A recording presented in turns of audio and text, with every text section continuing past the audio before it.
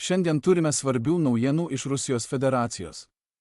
Čia visoje Rusijos energetikos ir karinėse sistemose įsijungia visi pavojaus signalai, nes Ukrainos pajėgos sistemingai ardo Rusijos naftos eksporto infrastruktūrą. Tai pati niokojančiausia Ukrainos strateginių smūgių kampanija per visą karą, dabar kelianti grėsmę daugiau nei 60% visų Rusijos naftos pajamų.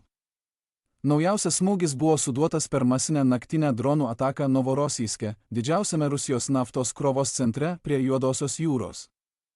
Daugiau nei 50 ilgo nuotolio dronų koordinuotai užplūdo uostą, paversdami naktinį dangų tikrų mūšio laukų. Daugiau nei 1 valandą Rusijos oro gynyba be perstojo šaudė, buvo leidžiamos raketos, naudojama zenitinė artilerija, prožektoriai šukavo dangų, tačiau keli dronai vis tiek prasiveržė ir sukėlė didžiulę griūtį.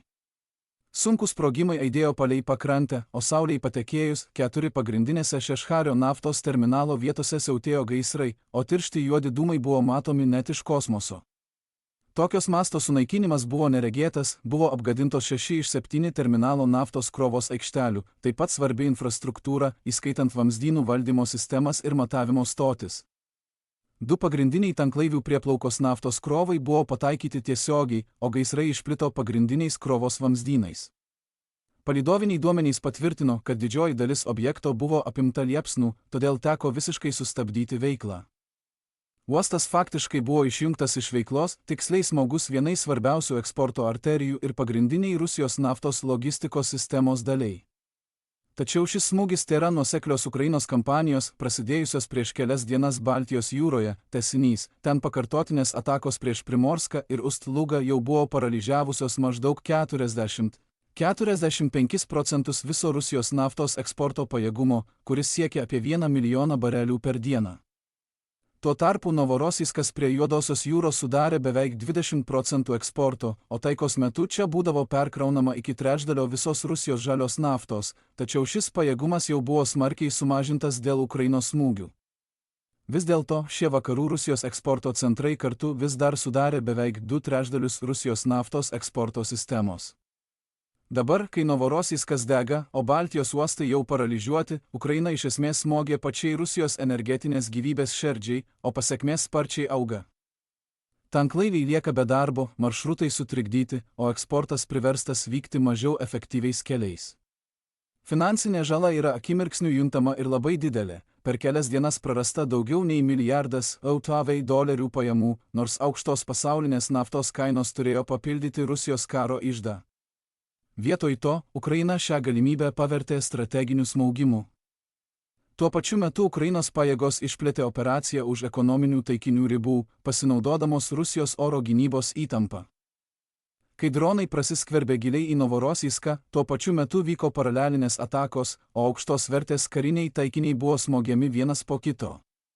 Ukrainos dronai pataikė į Kalibr sparnuotųjų raketų paleidimo įrenginius fregatose Novorosijsko uoste, apgadindami Admiral Makarov ir Admiral Grigorovič, priversdami juos aktyvuoti laivų oro gynybos sistemas, nors tai ir nebuvo sėkminga. Kitas svarbus Kirovsko aerodromas buvo nusiaubtas, sunaikinti pažangus Orion žvalgybiniai dronai, karinis transporto lėktuvas ir svarbios radarų sistemos. Taip pat buvo taikomasi į pakrančių raketų sistemas, sunaikinti Bastion paleidimo įrenginiai ir net Zirkon hipergarsinės sparnuotosios raketos, dar nespėjus jų panaudoti prieš Ukrainos miestus. Ukrainos specialiosios pajėgos tuo pačiu metu smogė jūrinių dronų operatorių bazėms Sevastopolyje, dar labiau susilpnindamos Rusijos jūrinės galimybės. Kadangi Rusijos oro gynyba išsklaidyta per kelis frontus, ginant uostus, miestus ir karinius objektus, ji nebegali efektyviai apsaugoti svarbiausios infrastruktūros.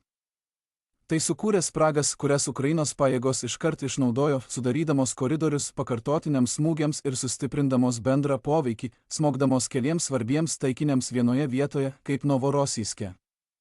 Apskritai ši Ukrainos kampanija žymi lemiamą strateginį posūkį pačiu tinkamiausiu momentu, kai dėl karo Irane pasaulinės naftos kainos šoktelėjo, o Rusija galėjo gauti milžiniškas papildomas pajamas. Tačiau sistemingai taikydama į eksporto infrastruktūrą tiek Baltijos, tiek Juodojoje jūrose, Ukraina sužlugdė šį pranašumą ir jei žala nebus pašalinta, Rusijos naftos pajamos gali sumažėti net iki 70%, paversdamos galimą finansinį laimėjimą krizę. Šių smūgių mastas, koordinacija ir laikas liudija apie kryptingas pastangas sugriauti Rusijos ekonominį stuburą, ir tai veikia. Jei norėtumėte sužinoti apie kitus svarbius šiandienos įvykius, kurių nespėjome aptarti šiame vaizdo įraše, būtinai apsilankykite mūsų interaktyviame naujienų žemėlapyje. Nuorodą į mūsų interaktyvų žemėlapį rasite aprašyme žemiau. Ačiū, kad žiūrėjote šią apžvalgą ir ypatinga padėka visiems, kurie jau seka mūsų interaktyvų žemėlapį.